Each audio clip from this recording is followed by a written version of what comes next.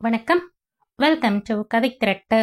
இந்த வீடியோல நம்ம என்ன கதை கேட்க போறோம்னா, அம்மாவின் முத்தங்கள் கதையின் 2வது பகுதி. நம்ம சேனலை இதுவரைக்கும் சப்ஸ்கிரைப் பண்ணாதவங்க சப்ஸ்கிரைப் பண்ணுங்க. பக்கத்தில் இருக்கிற பெல் ஐகானை கிளிக் பண்ணி ஆல்ங்கிற ஆப்ஷனை பிரஸ் பண்ணுங்க. ஸோ தட் நான் போடுற கதைகளை உடனுக்குடனே நீங்க கேட்கலாம். வாங்க கதைக்குள்ள போகலாம். ராதா எதிரே தெரியும் பாதையில் நடந்து கொண்டிருந்தாலும் மனதில் இனிமேல் நமக்கு எந்த வழியை தேர்ந்தெடுப்பது என யோசித்தாள். முதலில் அம்மாவின் மடியை தேடி செல்வோம். அந்த மடியின் கதகதப்பு நம்மை அரவணைக்கிறதா இல்லை வெறுக்கிறதா என தெரிந்து கொண்டு பிறகு யோசிக்கலாம். இப்போதைக்கு ஒன்னும் வேண்டாம். குழம்பிய குட்டையில் கண் திறந்திருந்தாலும் எதுவுமே கிடைக்காது. வழியில் காலியாக சென்ற ஆட்டோவை நிறுத்தி ஒரு ஹோட்டலுக்கு போக சொன்னாள். ஹோட்டலில் வலப்புறம் இருந்த கடையில் ஒரு பை பர்ஸ் என வாங்கிக் கொண்டு பிளக்கும் மண்டை வலியை அடக்க ஒரு காஃபியையும் தோசையையும் தின்றாள். பணத்தை யாரும் பார்க்கா வண்ணம் பர்ஸில் வைத்து பையில் போட்டு பத்திரப்படுத்தினாள். ஆட்டோவில் ஏறி திருவள்ளுவர் பஸ் ஸ்டாண்டை அடைந்து தன் பிறந்தகத்துக்கு செல்லும் பஸ்ஸில் ஏறி அமர்ந்து கொண்டாள். ஜன்னலோர சீட்டில் அமர்ந்து கண்களை மூடியவள் ஊர் வந்த பின் கண்களை திறந்தாள். மீண்டும் ஆட்டோவை பிடித்து தான் பிறந்த வீட்டை அடைந்த போது மயக்கமாகும் நிலைக்கே போனாள் ராதா. ராதா, உனக்கு தகவல் கிடைச்சு இவ்வளவு சீக்கிரம் வந்துட்டியேடி. பாருடி ராதா, அம்மாவ உன் பேரை தாண்டி சொல்லி உன்னை பார்க்கணும்னு புலம்பிட்டே இருந்தா. முடியாம போச்சே. இப்ப முகம் மொழியாவது கிடைச்சதே. பாருடி உங்க அம்மாவ. அன்னிக்கு ஊற அம்மா அம்மா என்று பெற்றவளின் சடலத்தின் மீது விழுந்து தன் அத்தனை குமுறல்களையும் கொட்டி அழுதாள் ராதா. அன்றோடு அவளது அழுகை முற்றுப்புள்ளியை பெற்றுவிட்டது. அண்ணன் அண்ணியிடமோ கூட பிறந்த சகோதரிகளிடமோ எதுவும் சொல்லவில்லை, பேசவும் இல்லை. 2 நாட்கள் தங்கையின் உடைகளை அணிந்து கொண்டவள் பிறகு கடையில் தேவையானதை வாங்கிக் கொண்டாள். யார் எது கேட்டாலும் பதில் சொல்லாமல் அம்மாவின் துக்கத்தை முகத்தில் போர்வையாக்கி கொண்டு சமாளித்தாள். காரியமெல்லாம் முடிந்ததும் அவர் கிளம்ப அவளும் புறப்பட்டாள். எந்த இடம் என்று தெரியாமலே. எந்த பாதையில் போவது என்றும் தெரியவில்லை. பஸ் ஸ்டாண்டின் இருக்கையில் உட்கார்ந்தாள்.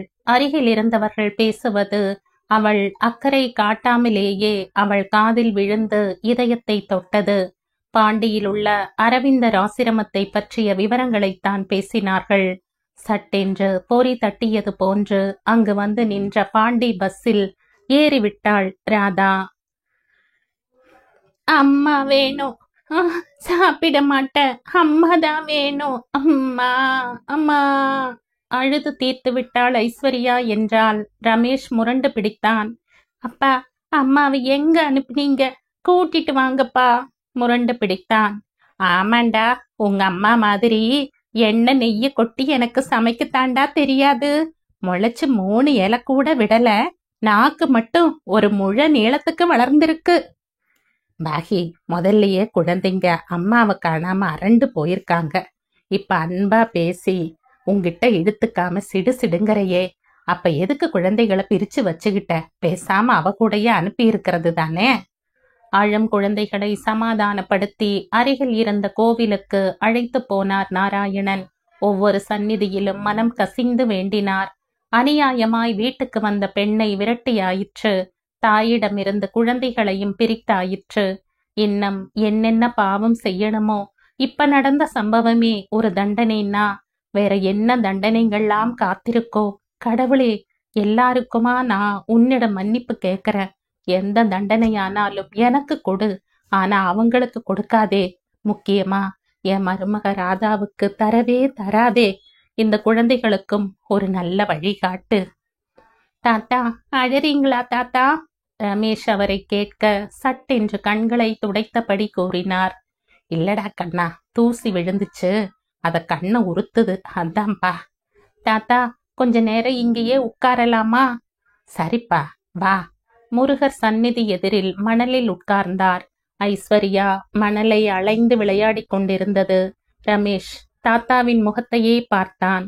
அந்த பிஞ்சு உள்ளத்தில் பலவிதமான எண்ணங்கள் ஓடி ஆடின. வெளியே எதுவும் சொல்ல தெரியாத தவிப்பு. ஏதோ நடக்க கூடாதது நடந்து விட்டது என்ற அளவில்தான் புரிந்தது. அதற்கு அம்மாவை ஏன் வீட்டை விட்டு துரத்தி விட்டார்கள்? இரு உதடுகளும் ஒட்டி கொண்டன. தாத்தாவின் கழுத்தை இறுக்க கட்டி கொண்டான். பிரிந்த உதடுகளில் இருந்து மா மா என்ற சத்தம் எழும்பி விக்கி விக்கி அழ ஆரம்பித்தான் ரமேஷ். கண்ணா, அழக்கூடாதுப்பா. அம்மாவுக்கு உடம்பு சரியில்லப்பா. வருவாங்கன்னு பொய் சொல்ல மாட்டேன். கண்ணை தொடச்சுக்கோ கண்ணா. தாத்தாவை பாரு, நான் சொல்றத கேள. தாத்தா, அம்மாவை வீட்டை விட்டு ஏன் துரத்துனீங்க? அம்மாவுக்கு உடம்புக்கு ஒண்ணும் இல்லைன்னு எனக்கு தெரியும். ஆனா பாட்டியும் அப்பாவுமா சண்டை போட்டாங்க, துரத்திட்டாங்க. ஏன் தாத்தா? ஒரு வினாடி யோசித்தார் நாராயணன். பிறகு பேசினார். ரமேஷ், இப்ப தாத்தா சொல்றத கவனமா கேளு. காரணம் கேட்காத. சொன்னா புரியாது. அம்மா இனிமே வரமாட்டாங்க கண்ணா. உனக்கு எப்பெல்லாம் அம்மாவை பார்க்கணும்னு தோணுதோ அப்பெல்லாம் முருகா முருகான்னு சொல்லிட்டே இரு. அம்மாவை இனிமே மறந்துடணும்டா கண்ணா. புரிஞ்சுதா? புரிந்தது என்று தலையை அசைத்து ஆமோதித்தவன் முருகா முருகா என்று சொல்லியபடியே உதடுகள் துக்கத்தில் நெளிய, கண்கள் சிவந்து கண்ணீர் நிறைய தாத்தாவின் மடியில் கவிழ்ந்தான் ரமேஷ். முருகா என்ற மனதுள்ளேயே கூவிய நாராயணன் கண்கள் பொங்க ரமேஷின் முதுகை ஆதரவாய் தடவியபடி அங்கவஸ்திரத்தால் கண்களை துடைத்து கொண்டார். ஆனாலும் நெஞ்சை அடைத்து அடைத்து வந்தது. பஸ் ஸ்டாண்டில் இருந்து ஒரு ஆட்டோவில் ஏறி ஆசிரம வாசலில் இறங்கினாள் ராதா. பையுடன் இறங்கி அந்த வாசலினை தாண்டி காலை உள்ளே வைத்தவுடன் உச்சியில் இருந்து உள்ளங்கால் வரை ஒரு சிலிர்ப்பு உண்டாயிற்று. வாயிலிருந்து அவள் அறியாமல் அம்மா என்ற வார்த்தை தாயின் மடியை தேடும் கன்றாய் வெளிப்பட்டது. பேச்சின்றி அனைவரும் சரசரவென்று வல பக்கமாய் திரும்பி போய்க் கொண்டிருந்தார்கள். எங்கும் பூச்செடிகள் விதவிதமான வண்ணங்களில் பூத்து குலுங்கின. ஒரு பளிங்கு சமாதி, அதன் மேல் பூக்களால் அலங்காரம். ஊதுபத்தி ஏற்றி வைத்ததில் நறுமணமான புகை சூழ்ந்தும் பூக்களால் ஏற்பட்ட சுகந்தம் நறுமண புகையுடன் சேர்ந்து அந்த சமாதியின் சுற்றுப்புற சூழல் தெய்வீகமாகவும் ரம்யமாகவும் கனிவுடன் இருந்தது. ராதாவின் உணர்வுகள் அலை அலையாய் பொங்கி பொங்கி தணிந்தது. பெரிய சுவரோரம் வைத்துவிட்ட அனைவரையும் போல் சமாதியின் அருகில் சென்று சமாதியின் மேல் தலை வைத்து மண்டியிட்டு அமர்ந்தாள். பொங்கிய மனதில் இருந்து எழும்பிய எண்ணங்களின் மோதலில் கண்கள் உடைப்பெடுத்தன. அம்மா, அம்மா, எனக்கு நல்ல வழியை காட்டு. எனக்கு நீதான் எல்லாமே. உன் மடியில் கவிழ்ந்து அழும் உன் குழந்தைக்கு நீ எப்போதும் தேவை அம்மா. உன் மடியின் கதகதப்பு எனக்கு எப்போதும் வேண்டும் அம்மா. நான் உன்னை விட்டு போக மாட்டேன், உன்னை விடமாட்டேன். என் அம்மா நீதான். அழும் குழந்தைக்கு தேவை அம்மாதானே. அம்மா, நான் பட்ட அடி மிகவும் பெரியது. எனக்கு எதுவுமே புரியவில்லை. உன் மடியில் தலை வைத்தேன். என்னை அணைத்துக் கொள்ளம்மா. அம்மா. மனதுக்குள்ளேயே புலம்பி புலம்பி கரைந்தாள் ராதா. பிறகு எழுந்து சமாதியை சுற்றி வந்தாள். அங்கு தட்டில் வைத்திருந்த துளசியை கண்களில் ஒற்றிக்கொண்டு வாயில் போட்டாள். தன் பையின் அருகில் வந்து உட்கார்ந்தாள். சுவரில் தலை சாய்த்தவள் அப்படியே கண்களை மூடினாள். மனதில் எந்த எண்ணங்களின் ஊடுருவமும் இல்லாமல் அந்த சமாதியின் அருகில் அப்படியே தியானத்தில் மூழ்கினாள் ராதா. எத்தனை நேரம், எத்தனை மணி, எதுவுமே தெரியவில்லை. மனமும் மூளையும் எந்த எண்ணங்களின் சிந்தனையும் இன்றி அலைகளற்ற நீர் தடாகம் போல் அமைதியாக இருந்தது. சரீரம் லேசாகி தானே காற்றில் மிதப்பது போல உணர்ந்தாள் ராதா. எங்கும் பூக்கள் பல நிறங்களில் பல வண்ணங்களில் தங்களிடமிருந்து மனத்தை எங்கும் பரப்பியபடி அந்த மலர் பாதையில் அவளை அப்படியே இழுத்து கொண்டு சென்றது. பூக்களின் மென்மையும் வாசனையும் அவளை சந்தோஷத்தில் மூழ்க வைத்ததில் திக்கு முக்காடினாள். மேலும் மேலும் அந்த பாதை முடிவடையாமல் நீண்டு கொண்டே போக சிரிப்பும் களிப்புமாய் அத்தனையும் மறந்து துள்ளிக்கொண்டு அந்த நந்தவனத்தில் அங்கும் இங்குமாய் ஓடினாள் ராதா. யாரோ அவளை உலுக்கினாற்போல் சட்டென்று விழிப்பு ஏற்பட அருகே பார்த்தாள். யாரும் இல்லை. சமாதியை சுற்றி கொண்டிருந்தவர்களை பார்த்தவளின் கண்கள் ஒரு கணம் இமைக்க மறந்தது. அம்மா, என் உயிர் சிநேகிதியை காட்டத்தான் என்னை உலுக்கி எழுப்பினாயா? அம்மா, அம்மா! நீர் நிறைந்தது கண்களில். இனிமேல் எனக்கு கண்டிப்பாய் ஒரு வழி கிடைக்கும். அந்த நம்பிக்கை என்னுள் தோன்றிவிட்டதம்மா. நன்றி அம்மா. அன்னையே மீண்டும் கண்களை சுழற்றியவளின் பார்வையில் அவள் சிநேகிதி லலிதா வெளியே போவது தெரிந்து அருகில் இருந்த பையை மாட்டிக்கொண்டு நடையில் வேகத்தை கூட்டினாள். ஆசிரமத்தின் வாயில் தாண்டும் வரை வாயை திறக்கவில்லை. வெளியே கால் வைத்ததும் லல்லி, லல்லி என்று கூப்பிட்டாள் ராதா. லலிதாவிற்கு ஒரு கணம் ஒன்றுமே புரியவில்லை. லல்லி என்று கூப்பிடுவது பள்ளி நாட்களில் தோழிகள் மட்டும்தான். ஏனெனில் அவளுடைய பெற்றோர்க்கு, அதுவும் அவளுடைய அப்பாவிற்கு, எந்த குழந்தைகளையுமே அரை குறையாய் பெயரை சொல்லித்தான் கூப்பிடுவார்கள். லலிதா, ஸ்ரீனிவாசன், நாராயணன், வெங்கட்ராமன், ஸ்ரீமதி. அதனால் இப்போது லல்லி என்ற குரல் பழக்கப்பட்டதாய் தோன்றி திரும்பி பார்த்தாள் லலிதா. ஹாய் ராதா, எங்க எங்க வந்த? ஆசிரமத்துக்கு வந்தியா? எங்க தங்கியிருக்க? என்ன முகமெல்லாம் வாடி கிடக்கு? அடிபட்டாப்ல இருக்கையே. ராதா, எங்க தங்கியிருக்கடி? நெருங்கிய சிநேகிதியின் விசாரிப்பு இவள் மனதை தொட்டதில் முகம் சிவந்து கண்களில் குளம் கட்டியது. லலிதா கலவரமானாள். ஏதோ விபரீதம் இவள் வாழ்க்கையில் ஏற்பட்டிருக்கிறது. நிதானமாய்த்தான் விசாரிக்க வேண்டும். இவள் எங்கு தங்கியிருப்பாள்? லல்லி, இன்னைக்குதான் இங்க வந்த. எனக்கு தற்சமயம் இந்த ஊர்ல ஆசிரமத்தை தவிர வேற எந்த இடமும் தெரியாது. சமாதியில எல்லாரும் எப்படி எப்படி செய்கிறார்களோ அப்படியே நானும் செஞ்சேன். மனசுல இருந்ததையெல்லாம் வழிச்சு கொட்டி கதறினேன். அப்புறமா எல்லாரையும் போல கண்களை மூடிண்டேன். என்னோட எல்லா அவலங்களும் மறைஞ்சு நிச்சலனமானேன். என் கண் முன்னே வாசனை பூக்களின் தோட்டம் தெரிஞ்சது. அதுல ஓடி ஓடி சந்தோஷமாய் இருந்தப்பதான் யாரோ ஒலிக்கினாப்ல விழிப்பு சட்டுன்னு வந்தது. பக்கத்துல யாருமே இல்ல. சமாதியை பார்த்தா அங்க நீ இருக்க. எனக்கு எப்படி ஒரு சொல்ல முடியாத, வார்த்தைகளே வராதபடிக்கு ஒரு உணர்ச்சியடி லல்லி. அன்னையையே நம்பி வந்த எனக்கு ஒருத்தரையும் தெரியாத புதுசான ஊருல உன்னை எப்படி காட்டி கொடுத்தார் பாத்தியா? இனிமே எனக்கு எந்த பயமும் இல்லடி.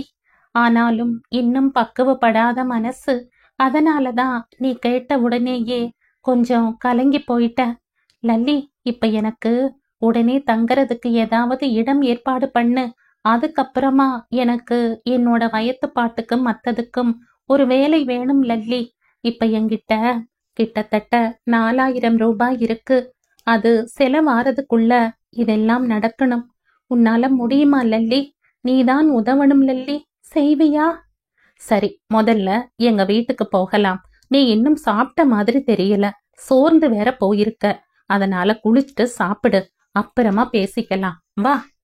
அருகில் இருந்த காரில் ஏறிய லலிதா அவளையும் அருகில் உட்கார வைத்து கொண்டு வண்டியை ஸ்டார்ட் செய்தாள். வழியில் எந்த விதமான பேச்சுக்களும் இருவருக்கும் இடையில் இல்லை. தார் ரோடில் கார் வழுக்கி கொண்டு போனது. லலிதாவும் வெகு அனாயாசமாய் அதே சமயம் ஜாக்கிரதையாகவும் ஓட்டியதில் அலுப்பே தெரியவில்லை. தனி வீடுதான். வீடு கச்சிதமாக சுற்றிலும் பூந்தோட்டத்துடன் வெகு ரம்யமாக இருந்தது. காம்பவுண்டு சுவரின் மேல் உள்ள கம்பிகளில் அலமெண்டா கொடி படர்ந்து எலுமிச்சை மஞ்சளில் அலமெண்டா பூ குவளையை போன்று பூத்து குலுங்கிக் கொண்டிருந்தது. செம்பருத்தியில் இவ்வளவு தினுசா என வியந்துதான் போனாள் ராதா. எத்தனை வண்ணங்கள், எத்தனை விதங்கள், இன்னும் எத்தனையோ பெயர் தெரியாத பூக்கள். வீட்டின் பூட்டை திறந்து கதவை திறந்த லலிதா கூறினாள், ராதா, தோட்டத்திலேயே இருந்துட போறியா இல்ல உள்ள வர்றியா? லல்லி, உன் வீட்டு தோட்டம் என்னை இழுத்து பிடிச்சுட்டுதுடி சொல்லியவள் என்றபடி நாக்கை கடித்து கொண்டாள். சாரி லல்லி, டீ போட்டு பேசிட்டேன். Very sorry. ராது, சாரியாவது பூரியாவது நாம எப்போதும் போல சிநேகிதிங்கதான். அதனால அப்படியே பேசிடுவோம். நடந்து போம். வேற மாதிரி பேசினா நம்மோட நெருக்கம் தானாகவே தூர விலகி போயிடும் ராதா. பிளீஸ், எப்போதும் போலவே இருக்கலாம், சரியா? சிரிப்புடன் தலையை அசைத்தாள் ராதா. கெய்சரில் வெந்நீர் பிடித்து குளித்தாள். தலைக்கு லலிதா வைத்திருந்த ஷாம்பு போட்டு குளித்ததில் சரீரமே பறப்பது போலிருந்தது. தலையை நன்கு துவட்டி கொண்டு மாற்றுடை அணிந்து பிழிந்து வைத்திருந்த தன் உடைகளை வெளியே தோட்டத்தில் உள்ள கயிற்றில் காயப்போட்டாள் ராதா. பசி வயிற்றில் கபகபவென்று பற்றி கொண்டது. ராதா, இந்த ஊதுபத்திய அன்னை கிட்ட ஏத்தி வச்சுட்டு வா, அதுக்குள்ள டேபிள்ல ரெடி பண்ணிடுற. ராதா ஊதுபத்தியை ஏற்றிக்கொண்டு லலிதா காட்டிய அறையினுள் நுழைந்தாள். அன்னையின் கருணை கண்களும் அரவிந்தரின் சாந்தமான காந்த கண்களும் அவளை அப்படியே சுற்றி வளைக்க, தட்டில் இருந்த மலர்கள் அழகுடன் அவளை பார்த்து சிரித்தன. வத்தியை ஸ்டாண்டில் பொருத்திவிட்டு 5 நிமிடம் வணங்கி வெளியே வந்தாள். டேபிளின் மேல் கேசரோலில் சாப்பாடு வைக்கப்பட்டு 2 பிளேட்களும் தண்ணீரும் வைக்கப்பட்டிருந்தது. சுட சுட பொரித்த அப்பளங்களை எடுத்து கொண்டு வந்த லலிதா, ராதா வா சாப்பிட்டுடலாம், வீட்ல இப்போ நீயும் நானும் மட்டும்தான், யாரும் இல்ல என்றாள். குழந்தைகளை காணுமே லல்லி. குழந்தைங்க ஹாஸ்டல்ல படிக்கிறாங்க ராதா. இவருக்கு அப்பப்ப வெளிநாடு போக வேண்டிய வேலை, கூட நானும் போகிறதால குழந்தைங்கள ஹாஸ்டல்ல சேர்த்துட்டோம். அவங்களோட லீவு நாட்கள்ல நாங்க எந்த தேசத்துல இருக்கமோ அங்க வந்துடுவாங்க. இப்ப அவர் மெட்ராஸ் போயிருக்கார், நாளைக்கு வந்துடுவார். சாப்பிடு ராதா. பள்ளியில் நடந்த பழைய கதைகளை எல்லாம் பேசியபடி இருவரும் சாப்பிட்டு முடிக்க ராதாவும் லலிதாவுக்கு உதவியாய் கூட மாட உதவினாள். ஹாலில் சோஃபாவில் உட்கார்ந்த போதுதான் லலிதா ராதாவை பற்றி கேட்டாள். லல்லி, கிட்டத்தட்ட 20 நாட்கள் ஆயிடுத்து நான் வீட்டை விட்டு விரட்டப்பட்டு. ராதா, என்ன சொல்ற? விரட்டப்பட்டியா? எதுக்கு? என்ன தப்பு பண்ணின? எதுக்கு ராதா? எந்த தப்பும் நான் பண்ணல லலிதா.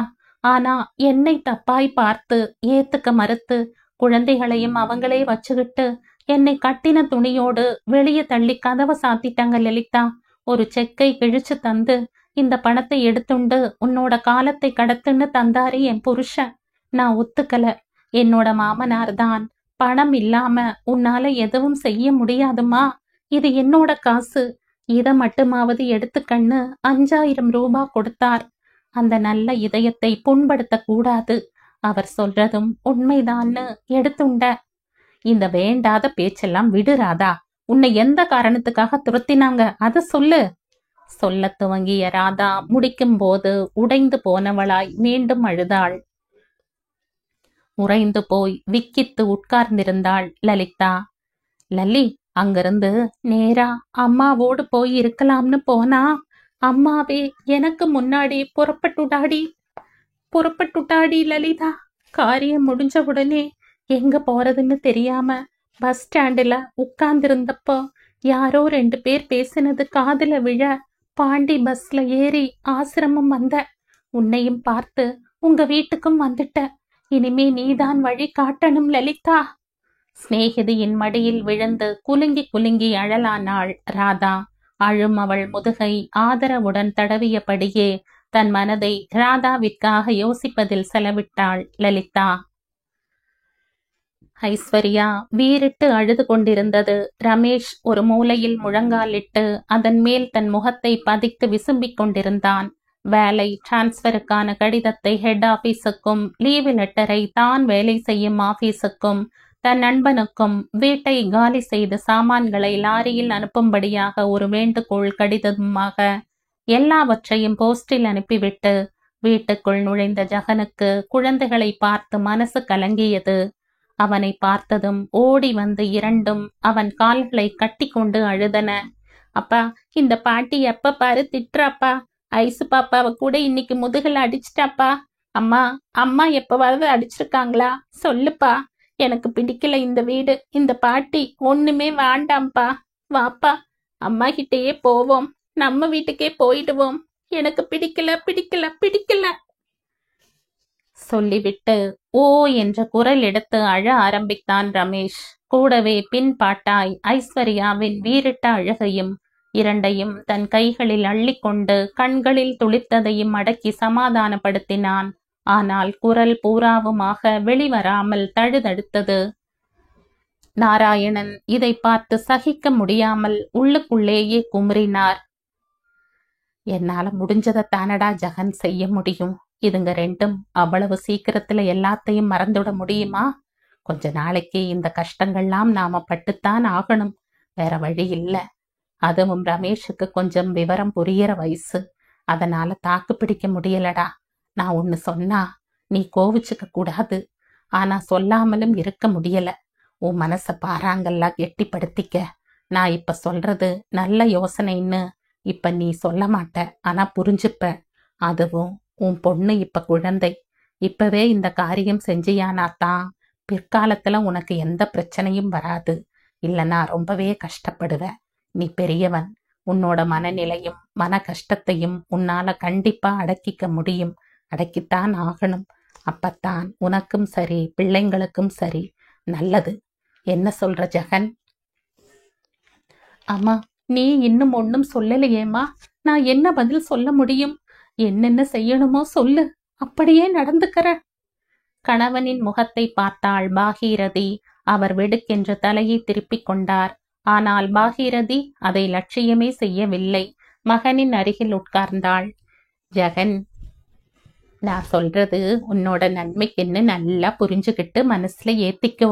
எதையுமே சீக்கிரமா இந்த மாதிரியான இக்கட்டான நிலையில முடிவெடுக்கிறது தான் ரொம்ப உத்தமமான விஷயம். அதனால நீ உடனடியா இன்னும் 1 மாசத்துக்குள்ள கல்யாணம் பண்ணி. அம்மா போரும்மா, நிறுத்திக்கோ. எதையும் கேட்கிற சக்தியோ ஏத்துக்கிற சக்தியோ என்கிட்ட இல்ல. பிளீஸ்மா, போரும்மா. சட்டென்று ஒரு கோபம் ஏற்பட்டாலும் உடனே அடக்கி கொண்டாள் பாகீரதி. ஜெகன், யோசிப்பா. இப்ப கோபந்தான் வரும், கஷ்டமாத்தான் இருக்கும், மனசு குழப்பத்தான் செய்யும். நீயே தரையில் விழுந்த மீனா துடிச்சுத்தான் போவே. ஆனாலும் உனக்கும் உன் குழந்தைகளுக்காக உன்னோட உணர்வுகளை பழைய நினைவுகளை மதிச்சு சம்ஹாரம் பண்ணு. அதுதான் நல்லது. அப்புறம் விதி விட்ட வழி. சரேல் என்று திரும்பி உள்ளே போய்விட்டாள் பாகீரதி. ஒன்றும் புரியாமல் அழும் குழந்தைகளுடன் தன் அறையில் சென்று படுத்து கொண்டவன் குழந்தைகளை தூங்க வைத்தான். கட்டிலில் விளிம்பில் தலையை சாய்த்து உயர அண்ணாந்து பார்த்தான். சிலந்தி பின்னிய வலையில் பூச்சி ஒன்று அகப்பட்டு தத்தளிக்க சிலந்தியோ தன் வலையை பின்னும் வேலையை செய்து கொண்டிருந்தது. ஒரு இகழ்ச்சியான புன்னகை அவனையும் அறியாமல் அவன் உதட்டில் நெளிந்தது. இந்த பூச்சியின் நிலைதானே இப்போது எனக்கும். என்னை சுற்றி சிலந்தியைப் போல அம்மா பின்னும் வலைக்குள் நன்றாகவே சிக்கிக் கொண்டாயிற்று. வேறு வழியும் எனக்கில்லை. கடவுளே, இன்னும் 1 மாதத்துக்குள் கல்யாணமா? என்னால் சகஜமாக நடக்க முடியுமா? குழந்தைகளுக்கு ஒரு நல்ல தாயாக கிடைப்பாளா? ராதா, ராதா. நினைவுகள் தடுமாறின. ராதா, வீட்டை விட்டு உன்னை விரட்டியாயிற்று. இப்போது எங்கே இருக்கிறாய்? எனக்கு கடிதமாவது எழுதுவாயா? எப்படி எழுதுவாள் முட்டாளே? வீட்டை விட்டு நாயை விரட்டுவது போல் விரட்டும் போது இந்த அறிவு எங்கே போயிற்று? உன்னை பெற்றவளின் புடவை தலைப்பிலா? அந்த பாதுகாப்பில் தான் உன் குழந்தைகளை பெற்றவளை மறந்தாயா? இல்லை, மறக்கல. மறக்கத்தான் முடியுமா? என்னால எதையுமே மறக்க முடியலையே. கண்ணை மூடினா மொட்டை மாடியில அவ விழுந்த அலங்கோலந்தானே கண்ணுக்குள்ள வந்து நிக்கிறது. அந்த 5 பேரும் எப்படியெல்லாம் அவளை அனுபவிச்சாங்களோ. நிறுத்து. உன்னாலதானே அவளுக்கு இந்த அவலம். இந்த நிகழ்ச்சி நடந்ததுக்கு முழு பொறுப்பும் நீதான். நீ ஒருத்தனேதான். அப்படி இருக்கிறப்ப அவளை எப்படி நீ விரட்டலாம்? உனக்கு அவளை நினைச்சு பச்சாதாபமோ பரிதாபமோ தோணவே இல்லையா? ஓ, தோணித்து. முதல்ல தோணினது பரிதாபந்தான். என்னாலதானே இப்படி நடந்ததுன்னு கூட மனசுக்குள்ளேயே மருகினேன் தான். ஆனா சொல்லு, என்ன ஆனா? சொல்லு. எனக்கு அவளை தொடவோ பேசவோ அருவருப்பா இருந்தங்கிறது தான் நிஜம். இது தப்புதான். ஆனா என்னால இனிமே அவகிட்ட மனைவிங்கிற உரிமையோட அந்த உறவோட எந்த விதமான சம்பந்தமும் வச்சுக்க முடியாத அளவுக்கு மனசுல ஒரு அசூயை ஏற்பட்டு போச்சு. என்ன செய்வ? அசூயை யாரால? ச்சே, நீயும் ஒரு ஆண் பிள்ளை. வெட்கமா இல்ல? உன்னையே நம்பி வந்தாளே, உங்கிட்டதானே தன்னோட புனிதமான கற்பை முதல்ல அர்ப்பணிச்சா. அது உனக்கு நினைவிருக்கா? அந்த நாளை முதல்ல நினைச்சு பாரு ஜெகன். உன் மனசை உன்னோட ஆரம்ப வாழ்க்கைக்கு கொண்டு போ. போ ஜெகன். ராதா சிரிப்பும் நாணமுமாய் பச்சை வர்ண பட்டுடுத்தி தலை நிறைய மல்லிகை பூ வாசனை கமகமக்க கால் மெட்டியும் சலங்கையும் சத்தம் செய்யாதவாறு அவளை போலவே சிணுங்க கையில் வெள்ளி டம்ளரில் பாதாமும் குங்கும பூவும் கலந்த பாலுடன் ஜெகனை பார்க்கவே வெட்கியவளாய் குனிந்த தலையுடன் கீழ் நோக்கு பார்வையுடன் அவர்கள் தனிமையில் இனிமை காண ஏற்பாடு செய்திருந்த அலங்கரிக்கப்பட்ட அறையில் தன் கால்களின் அடியை மெல்ல பதித்தாள். இத்தனை நேரம் அதற்காகவே மழை நீருக்காக காத்திருந்த சாதக பட்சியைப் போலிருந்த ஜெகன் அவளை அப்படியே அணைத்தபடியே கட்டிலில் அமர வைத்தான். ராதாவிற்கு வெட்கம் என்றால் அப்படி ஒரு வெட்கம். ஆசையுடன் கணவன் தொட்ட இடமெல்லாம் புல்லரிக்க நாணத்தில் மரவட்டையாய் சுருங்கினாள். ஜெகனும் பொறுமையாகவே நடந்து கொண்டான். வாழ்க்கையும் அதிரசமாயிற்று. தேனிலவு என்று வெளியூருக்கு போன போது அந்த தனிமையில் மன்மதனின் பாடங்களை அவளுக்கு புரியும்படி செய்து கொஞ்சம் கொஞ்சமாய் அவள் மனதில் பதிய வைத்து சின்ன சின்ன சீண்டல்களிலும் தொடுகையிலும் அவளை கிளற செய்து மெல்ல மெல்ல அவள் நாணத்தை குறைத்து தன் ஆண்மை என்னும் கம்பீரத்தில் அவள் பெண்மையை தன்னுள் பொதிந்து கொள்ளவும் அவனுடைய தேனிலவு முடியவும் சரியாக இருந்தது. சூரியனின் கிரணங்கள் பட்ட தாமரையாய் மலர்ந்த முகத்துடன் செவ்வரி படர்ந்த கண்களுமாய் வீட்டுக்குள் அடியெடுத்து வைத்தபோது பாகீரதி தன் மருமகளின் அழகில் பெருமையோ பெருமையடைந்தாள். ஆரத்தி கரைத்து நடுவில் கற்பூரம் ஏற்றி திருஷ்டி கழித்தாள். திருஷ்டி கண் திருஷ்டி பட்டுவிடக் கூடாது என்று அம்மா செய்த கழிப்பு இன்று 5 பேரின் திருஷ்டி பட்டு நான் அவளை கழிக்கும்படி ஆகிவிட்டதே. பொங்கி பொங்கி வந்தது. அம்மா வேணும்பா, அப்பா அம்மா கிட்ட போகலாம்பா. தூக்கத்தில் உளறிய ரமேஷை இறுக அணைத்து கொண்டான். மறுநாளே ராதாவை தேடி கண்டுபிடித்து கூட்டி வர வேண்டும் என்று நினைக்கும் போதே அந்த 5 பேர்களின் முகமும் கூடமே வர யோசனையை கைவிட்டான். ராதாவை நினைக்கும் போது ஏற்படும் கனிவை வலுக்கட்டாயமாக தூக்கி எறிந்தான். இனிமேல் என் வரை அவள் இறந்ததற்கு சமம் என்ற எண்ணத்தை மனதில் உறுதியாக்கி கொண்டான். அம்மா சொல்வது அத்தனையும் உண்மைதான். நடைமுறையில் எது சாத்தியமோ அதன்படி நடப்பதுதான் எனக்கும் குழந்தைகளுக்கும் நல்லது. அதனால் சீக்கிரமே ஒரு கல்யாணம் செய்து கொள்வதுதான் நல்ல வழி. விடியட்டும், எனக்கும் என் குழந்தைகளுக்கும் நல்ல விடியலாய் விடியட்டும். அதிரடியாய் கை பிடியளவு மனசுக்குள் நுழைய முயன்ற ராதாவை அதே வேகத்துடன் கீழே தள்ளினான். தள்ளிய வேகம் அவனை பெருமூச்சு விட செய்தது. லலிதா ராதாவை சமாதானப்படுத்தினாள். ராதா, இப்போதைக்கு நீ பேசினது போதும், நல்லா ரெஸ்ட் எடு. நாளைக்கு இவர் வந்ததும் மேலே ஆக வேண்டியதை யோசிக்கலாம். இன்னைக்கு உன் மனசுல இருக்கிற ஸ்திதியில நீ தனியா படுக்க வேண்டாம். இங்கேயே என்னோட ரூம்லயே படுத்துக்கோ. வா வா ராதா. விரக்தியாய் சிரித்தாள் ராதா. லல்லி, என்னோட எதிர்காலத்தையே நான் தனியா தான் கடந்து போகணும்னு விதி எழுதியிருக்கிறப்ப இன்னைக்கு ஒரு நாள் உன் துணையோட படுத்துக்கிறது அனாவசியம் லல்லி. உன்னோட உதவியை நான் வேண்டான்னே மறுக்கல. உதவி கண்டிப்பா தேவையில்லல்லி. ஆனா துணை வேண்டாங்கிற. ஏன்னா உன் உதவியில எனக்கு ஒரு வேலையும் இருக்க ஒரு இடமும் கொடுத்தா போதும். துணை இல்லாம நான் ஒருத்தியாவே என் எதிர்காலத்தை சமாளிச்சு நிமிர்ந்து நிக்கணுங்கிறது தான் என்னோட எண்ணம் லலிதா. ப்ளீஸ் என்ன தப்பா புரிஞ்சுக்காத. என்னோட மனசை புரிஞ்சுக்கோ. எந்த கஷ்டம் வந்தாலும் உன்னோட உதவியைத்தான் தேடி வருவேன். ஆனா துணையா மட்டுமில்ல லல்லி, ப்ளீஸ். அவள் கைகளை தன் கைகளுக்குள் பொதிந்து கொண்டாள் லலிதா. ராது, கண்டிப்பா தப்பா நினைச்சுக்க மாட்டேன். உன்னோட இந்த மனத்திண்மை உனக்கு எப்போதும் இருக்கணும். உனக்கு எப்போதும் இந்த திண்மையான மனசு நல்லதையே தான் செய்யும். எப்ப வேணும்னாலும் உனக்கு உதவ தயாரா இருக்க. நிச்சயமா உன் மன உறுதிக்கு பங்கமா துணை நிற்க மாட்ட.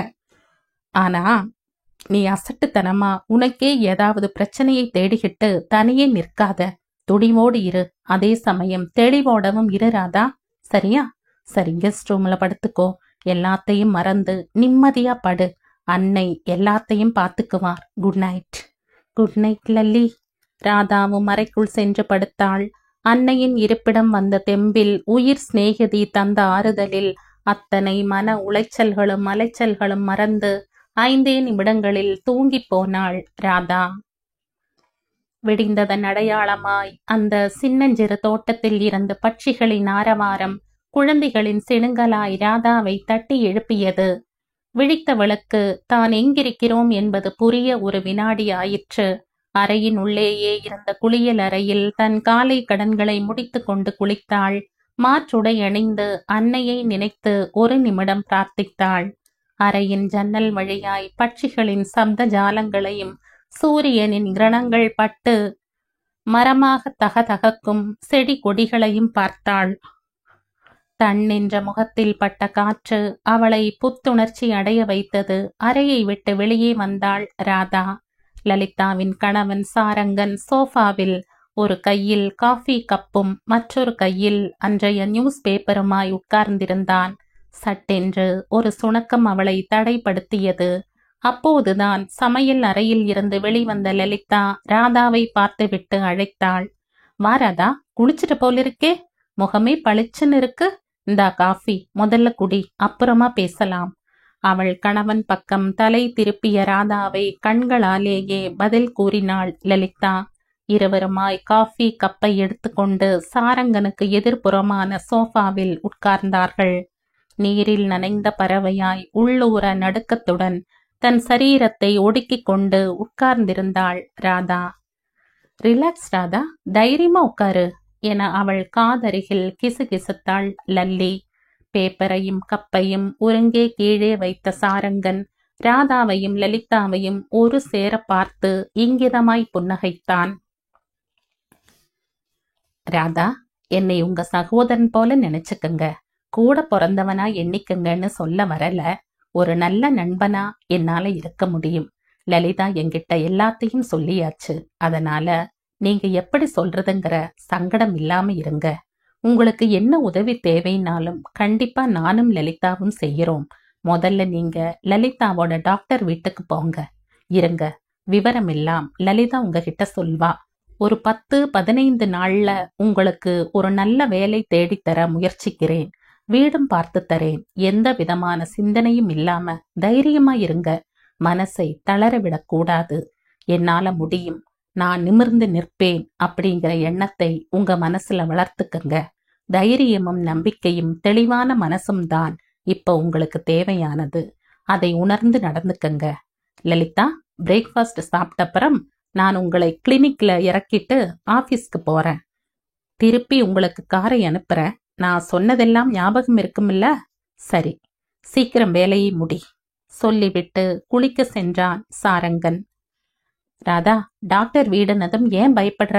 உன்னோட நல்லதுக்குத்தான் எல்லாமே. உனக்கு நடந்த அநியாயத்துக்கு உன் சரீரத்துல எந்த விதமான கேடுகளும் இல்லைன்னு தெரிஞ்சுக்க வேண்டாமா?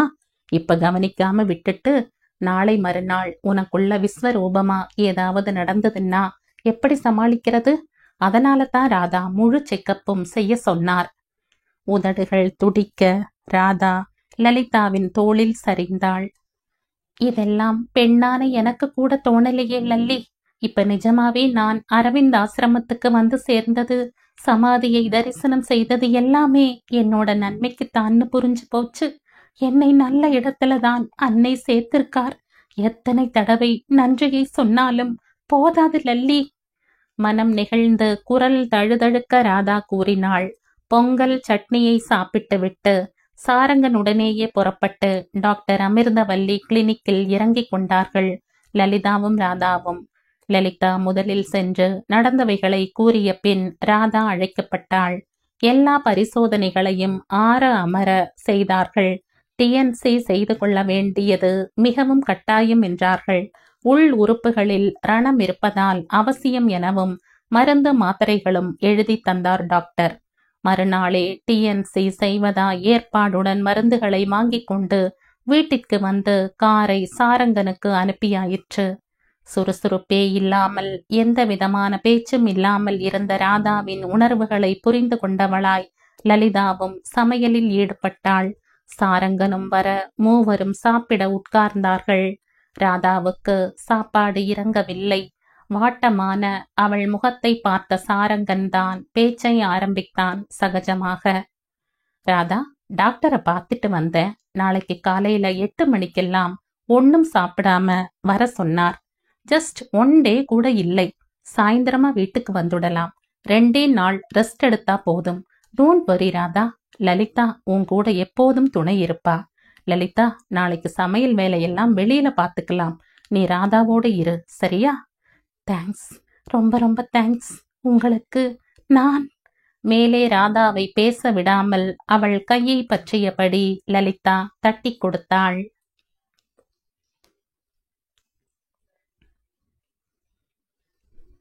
இந்த கதையின் தொடர்ச்சியை அடுத்த பதிவில் கேட்கலாம். நன்றி.